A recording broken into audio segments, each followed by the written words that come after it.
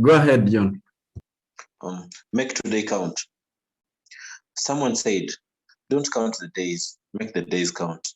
In order to leave a lasting legacy, it starts with knowing our purpose in life. We discussed this earlier on. It should not be a challenge to a true leader because your mission in life should be in line with your leadership role at the moment. After discovering what you stand for, then your major objective should be to make other people's lives better through the position you hold. You want to make the world a better place than you found it. This only happens if you take care of today. Fellow sojourners in the universe, we do not live ourselves only. We live for others. Very little portion of our living today should be for our own benefit. Just like trees do not shelter under their own shadows, the chickens do not eat their own meat, and cows do not drink their milk. We too need to understand that our lives are meant to be a blessing to others. Carve your name on hearts, not tombstones. A legacy is etched into the minds of others and the stories they share about you. Shannon Adler. Timeless leadership. We must each remember that every single day we live is a distinguished privilege to further our legacy and write a particular page in our book of life. We are working on our own epitaph every single minute. Suppose your life was to be picked in a video series where each day is an episode. Do you think by watching what you did today, someone would yearn to watch the next episode of your life, which is tomorrow? Or do you think they would find it needless to do so? If you were to watch a movie of someone like you, would you be inspired and stay awake throughout, or would you find yourself asleep? Is that what you want with your life today? Make today count. I have come to appreciate one thing. Possessions do not matter. If you choose to be ignoble and crooked, that is what you are going to be remembered for. And you will quickly be forgotten, and people would be grateful and relieved that you are gone. Agreed. You can also be remembered as one of the worst leaders who ever lived, and every new generation is taught to curse you. Not many people will remember to come to your funeral, let alone anniversary. Others will come to confirm if you are really dead and celebrate your exit from the scene as they heavily and recklessly imbibe lots of beer and make merry. As I have said before, instead of people being happy to see you come and sad to see you go, they would be happy to see you go and sad to see you come. There are those whose lives are used as warnings and those that are used as examples.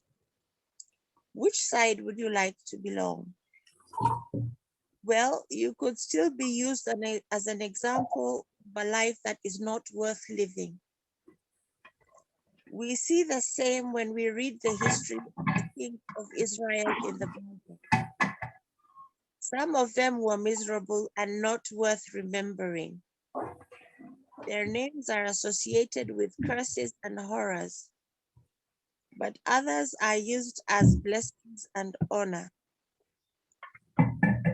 If there is one way to remain immortal, it is through leadership that makes a lasting difference in the lives of people. If your presence is a peril instead of a pleasure, if you become a sign of danger instead of a sign of safety, your leadership credit is already used up. You have surpassed your sell-by date. The question to ask yourself is, are people happy to see you come or sad to see you come? What can you do about it? Is there something that you can and should do that can make you better? Legacy is not leaving something for people, it is leaving something in people.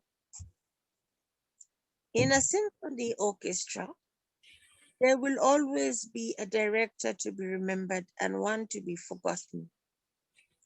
In any company, there will always be a CEO to be remembered and one to be forgotten. It works like that in every facet of life. In my house, we have had so many house helps, but there are those we always remember and those we cannot even think about. Their memory fades away the moment they leave.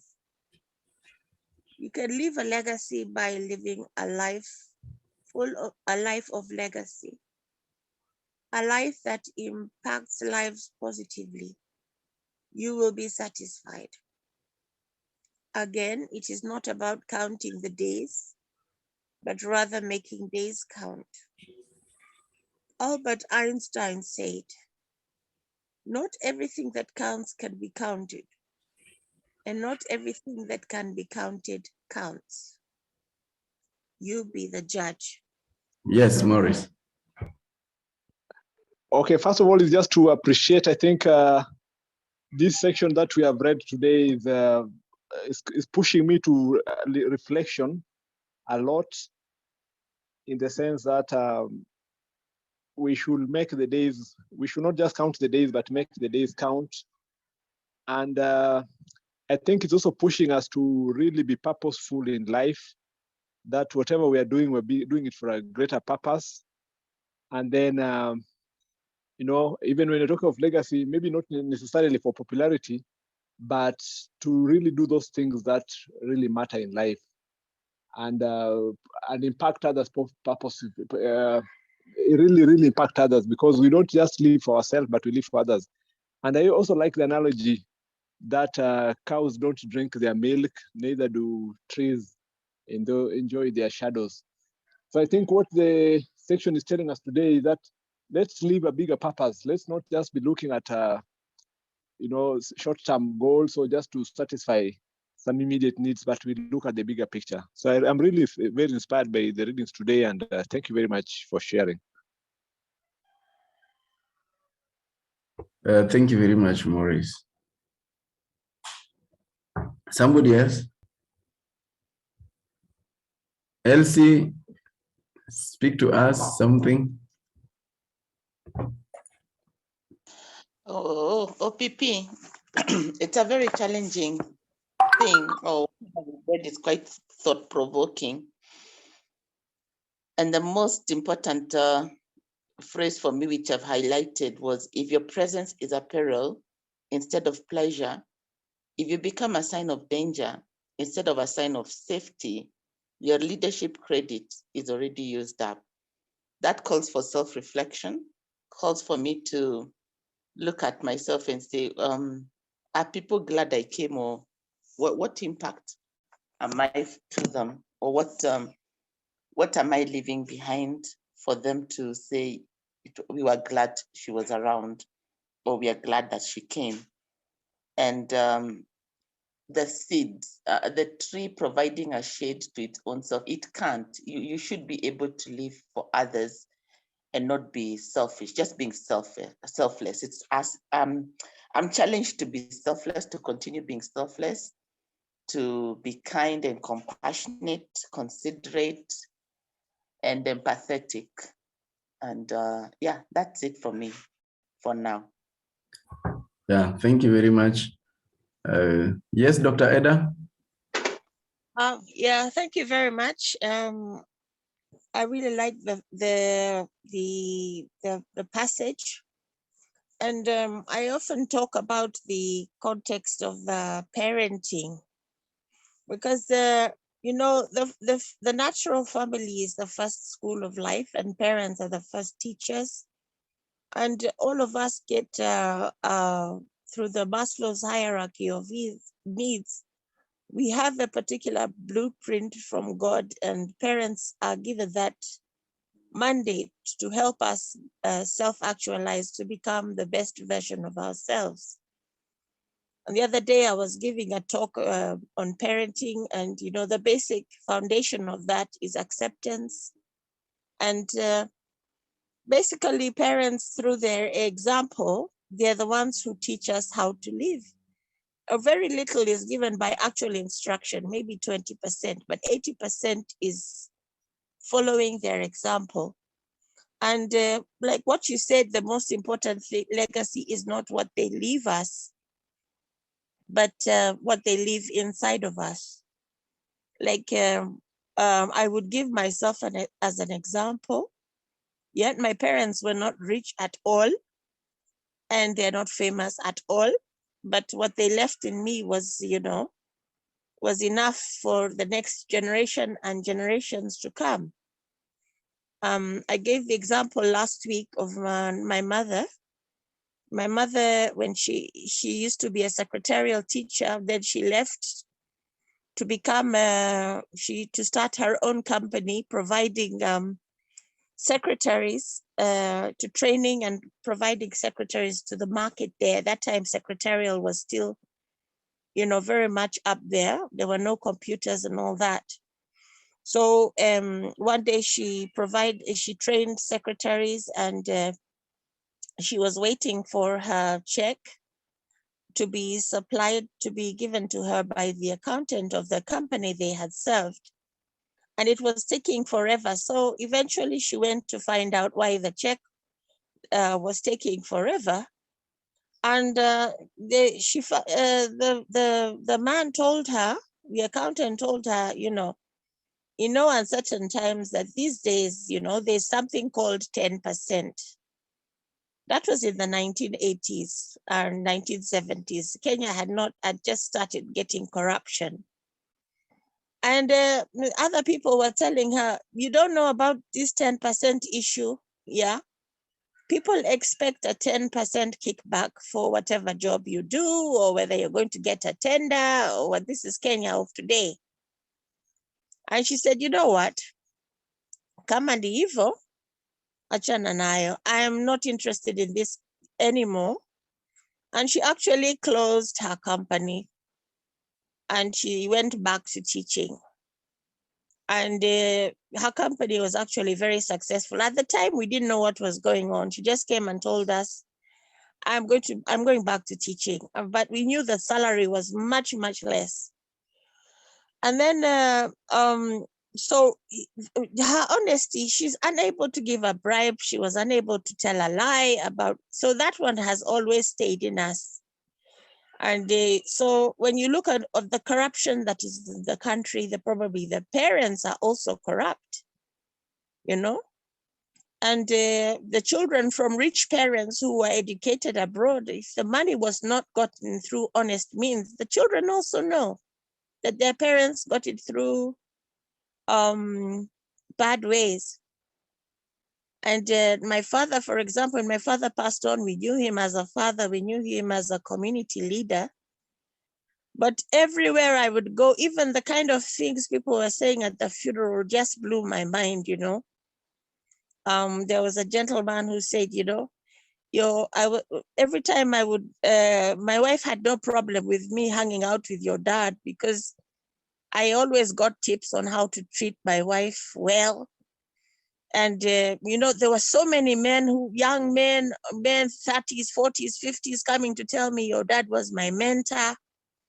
And, people would say that your parents had so much love for one another. They would go for mass early in the morning together, and everybody would see them at church every single day. Then the one lady, there's a lady who was telling us, your parents, if you see one, the other one is almost following. You go to Java, you see your mom walking in, your dad is behind. Or if you go to another restaurant and you see your dad, they went everywhere together. So in these days when marriages are breaking, people needed that light. On their 50th anniversary, somebody was asking me, your parents had been married for 50 years. and they're still so much in love. Kwani, which vows were those, you know? They're the same vows that other people take in church. So that legacy of honesty, that legacy of being a community leader, and you know, my dad did so many changes in the estate. Like you said, the tree that gives the shade. We don't have kiosks which have a lot of crime. You know, all the community service that he did, and the people who were educated through the bursary fund at the school that is here. The list goes on and on. So, you know, you meet somebody and they actually want to treat you well because you're so-and-so's daughter, you know. That one helped us so much. Yes, and then it opens doors for you. And yet they're not famous or rich. So it's not about money. It's not about money. So thanks for letting me share. Thank you very much. Thank you very much. That's very inspiring. Yes, Catherine.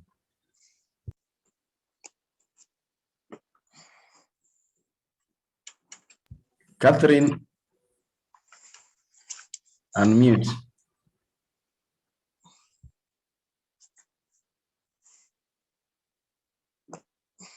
Good morning, everyone.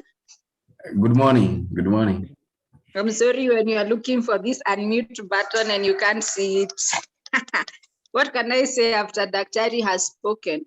And for me, this message is very deep and it's timeless leadership. What do we want to be known for? And the reason I like also listening into when we share, and especially this perspective of family, it's always to know that where does your leadership start? You know, sometimes we focus too much on the corporate. We are known as heads of department. We are known as managers. But when you come back to your house, are you having the same kind of leadership? And the message is very profound because you are trying to see what value are you bringing to this world. Today is on Monday. What value will you bring, whether it's at your workplace, whether it is at your home?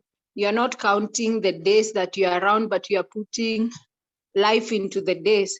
So I feel that this is a topic that is very, very instrumental, and we should always look at it from even our own perspectives. What contribution are we giving? If you listen to what Daktari has told us about her parents, you almost kind of see the kind of life that they were brought up in, the kind of parents that were in. And even as you see our children are banning schools today, does it come back to the home?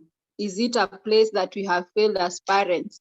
So it's a point where we just need to, come back and find out what are the basics. What are we teaching our children? Every day, even as we wake up as the parents, what kind of message are we putting in their mind? Are we showing them about being diligent, or are we showing them the shortcuts?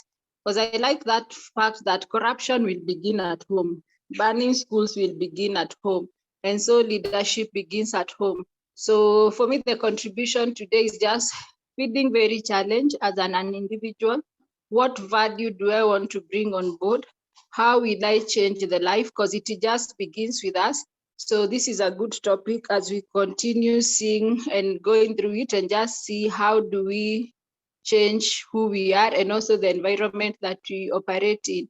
And maybe, as I've said previously, nowadays I'm very, very intentional in terms of what am I doing in my space, whether it is at home, whether it is at work, just making sure that you are that person who brings the change that you want to see, whether it is at the community level. There are small things that you can do in life. To you, they are very small, but they have a very huge impact to whoever you are doing them to. So it's just to urge everybody that let's keep doing what we know we are meant to do, giving it our very best, and also knowing that we are leaving footprints. And let us have good footprints so that people will miss us, not that they are going to rejoice the moment that we are gone. Thank you for that. Thank you very much, Catherine. Yes, very interesting contributions. Somebody else wants to say something? Good morning, Janina. Somebody else wants to contribute? Yes, Himbisiwe. Yeah, this one is timely, especially to the men of our lives. What I can say is what? That we cannot change the world but at least we can change ourselves so that the world can maybe see our fruits and maybe the way we live and they change. What I can say is about the African man. You know, an African man is the man who comes at home and all the children, the wife, they run away because that's how African, if we say African man, that's what it means. Somebody who comes at home and everybody say, a man is around, my father is around. So they see you as a lion, no? Somebody who is big, somebody who is super. But I think according to what we have shared today is when you enter in the house or when you enter in the community, what do people say? Do they smile? Do they cry? Do they regret of your presence?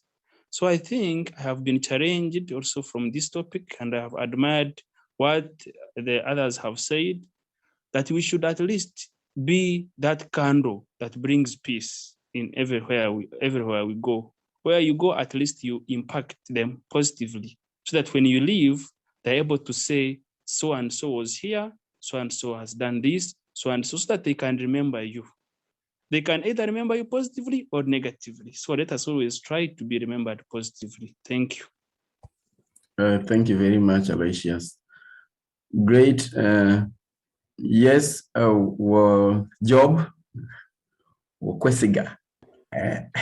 Good morning. Good morning. Good morning. I'm very grateful for each one of us who has made it to this very interesting morning meeting. I don't know if I have used the right word, but I just thank go ahead.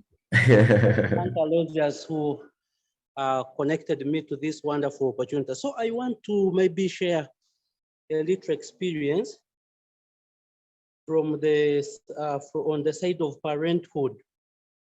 Of recent, we lost one of our colleagues' wife, and we were going for burial somewhere in Uganda, in Western Uganda.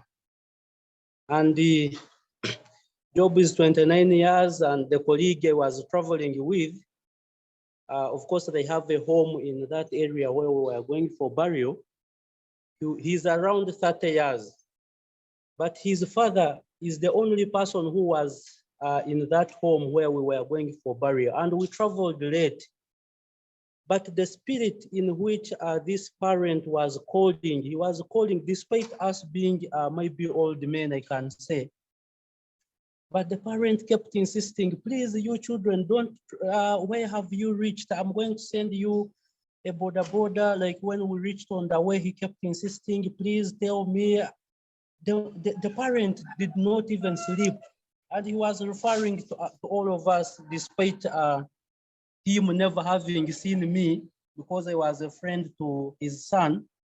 But when we reached to that border man who was waiting for us, he was like, Mzee, you guys really, Mzee loves you so much. You know, Mzee was pressing me to come and pick you, but for you, you are not as concerned as he is. So even when we reached there, it was around midnight. We found when this Mzee had prepared food for us. Remember, he's a very big man. He works at the airport. Okay, I think I can go on. Yes, go on. Yeah, thank you. A very, very practical and what can I say? A practical reading for the day, and especially the practical aspect of the house girls. And I identify with that fully. But the other thing I think something which we also use in my little small enterprise with my wife is to let the workers that we have let them know that each and everything that when they get into the organization, each and everything they do, it's like they're writing their own recommendation. Of course, we tell them we know that at the end of the day, it's you cannot stay in this organization forever. A time will come, and we also encourage them, if you get greener pastures, just let us know you want to go, and we are going to let you go. But remember that there are some organizations that ask for recommendations from where you are working from. And so we let them know that how you carry yourself every day, how you do the tasks that are given up, that's your recommendation you're writing for yourself. So we ask them, what do you want me to write when you are requested for a recommendation? And I remember one of the drivers we had who left, as they say, Madarao. And he went somewhere and he was requested to get a letter, a recommendation letter from his previous employer, and he came. And I was very frank with him. You know how you worked. You are not following instructions, and even when it came to leaving, you just left like that. Isn't that the way it was? So do you want me to write that?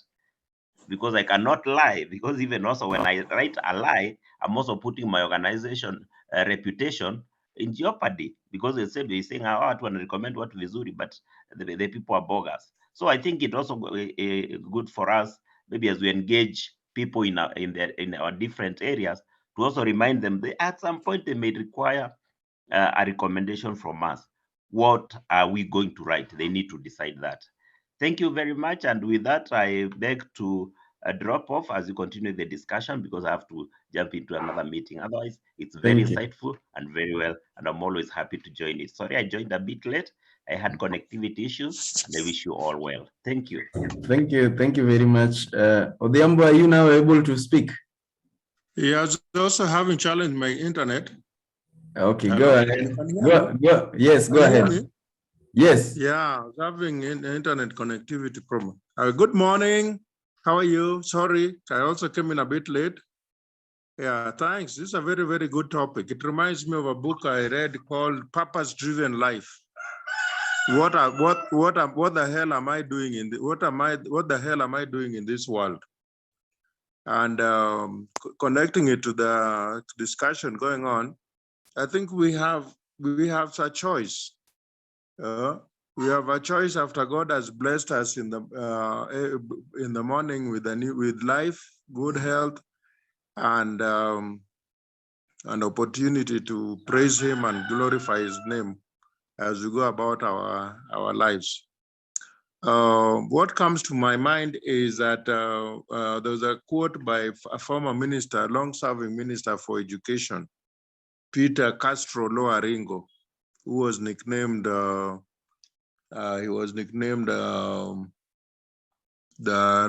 what minister, rogue minister or something. I'm just forgetting. Anyway, so what he said was that he would rather live in this world like what do you call it? An insect, in particular, which is this one that gives us malaria. Mosquito. Mosquito. He would rather live like a mosquito than live like a tortoise forever. Why? As a mosquito, within a week or so, as for those who know who are into sciences, its lifespan is barely a week. And within that 1 week, akikuma, it's your doctor who will know, not even you. Talk about impact. What about a tortoise? A tortoise will live here forever. Lives no impact at all. Unamona tu the day in, day out. And I think that's a challenge we should look at our lives and think that, yes, we should leave an impact. We must be we must live our faith, not just talk about it, because image is everything. Somebody once told us when we were preparing for university, I mean, just to graduate and then go out and look for a job. That was in the US. That in an interview room, the moment you walk into an interview room for when you look for a job, almost 80 to 90% of your grades will be determined by how you appear. Ukiingia nguo sijui iko aje, ulilala kwa, you slept in what they call it, in the pot. We call it you overslept, and especially if you have hangovers or something, that itself itakuharibia. So image is everything. And then now the other thing is conduct. How are we conducting ourselves? All these things, I sum it up with a friend of mine who I met over the weekend. The guy has lived up to 90 years. And he said he was not in a hurry to, he's a Luo. He's not in a hurry to go and beat home, go in the village. His purpose, according to him, was to preach. And he was doing street preaching. You know, behind Serena Hotel there, President Moy gave him a place to preach. And that's what he was doing. He's saying, if I got the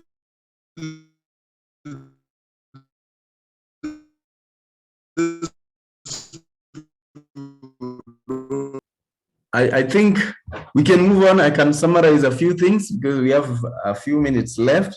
And we started from, are people safe with us? And I love the way Dr. Eda linked it with parenting, because I was just about to do that.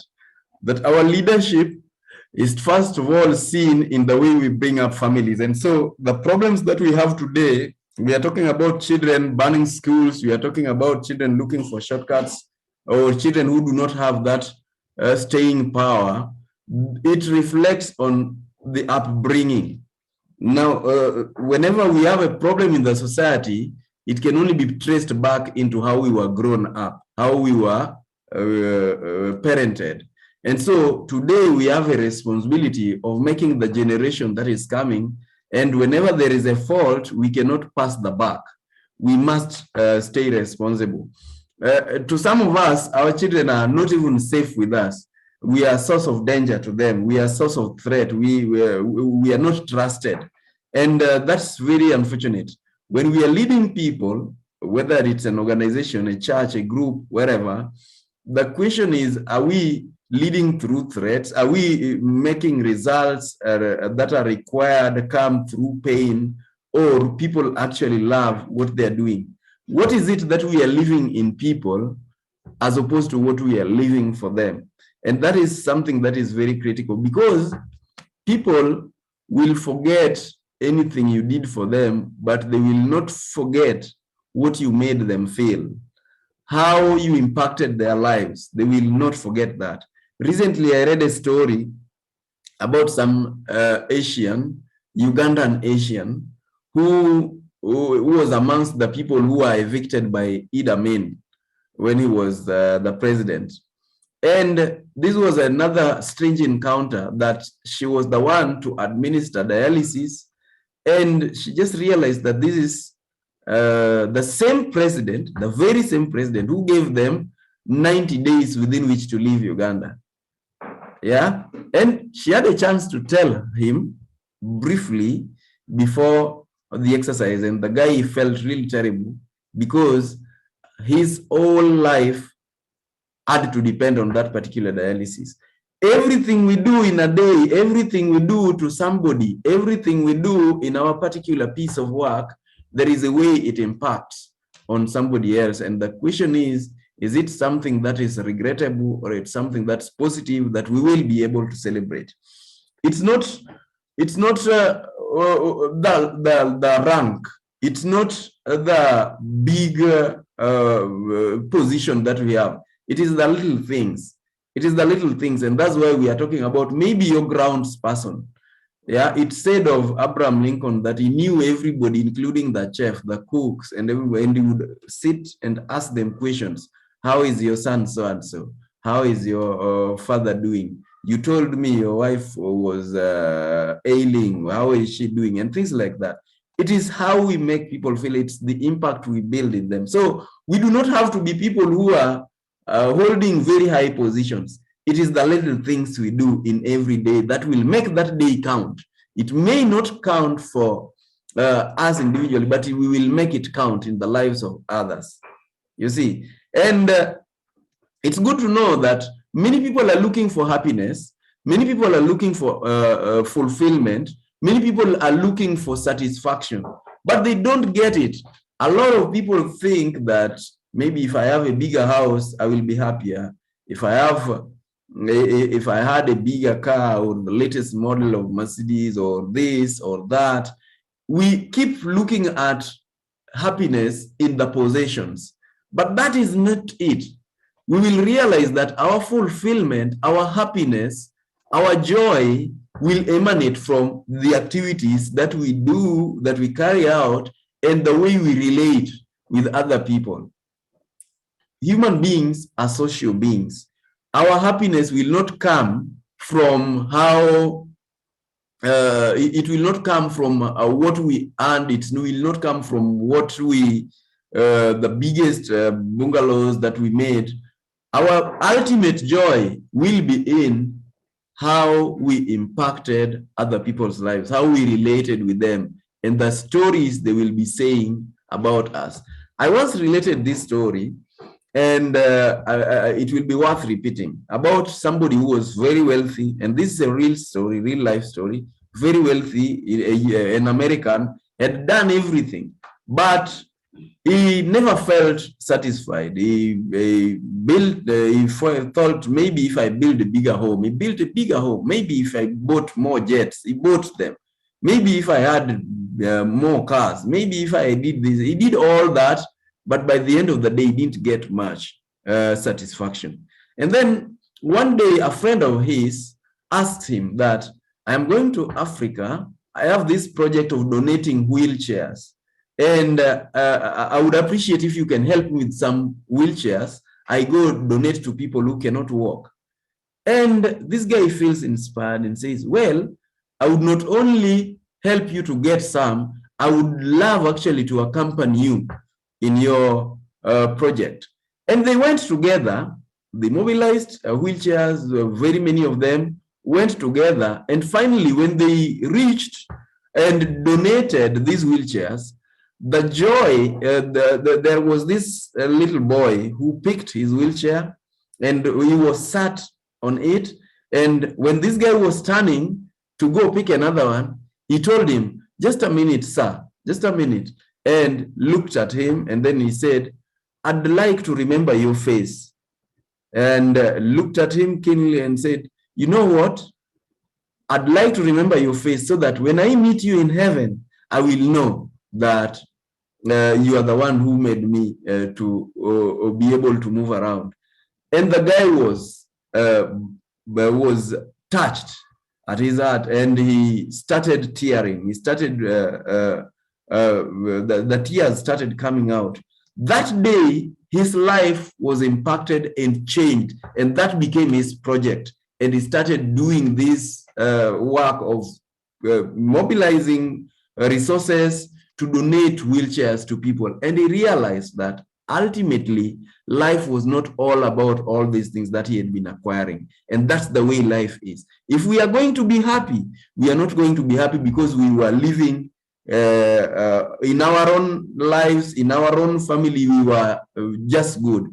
It will be what impact do we have. And that's why God has enabled us to have various gifts, various capacities, different talents, so that we can be of benefit to others. And there is nothing far from the truth when Jesus says that it is through service to others that we become great. Even when we are going to acquire riches and everything else, it will always depend on how many people are we able to serve. If we can serve more, we will get more. And if we can serve less, we will get less. But if everyone we interact with will regret why we ever came into their lives, then our lives can only be miserable. In fact, at the end of that story with Idi Amin, that lady said, the guy paid in full. According to the pain that he was going through, he paid in full for all the troubles, all the heartaches that he caused in people. So the question is our day counting, or are we just counting days? And that is where we are going to pick it from next week. It's already 8.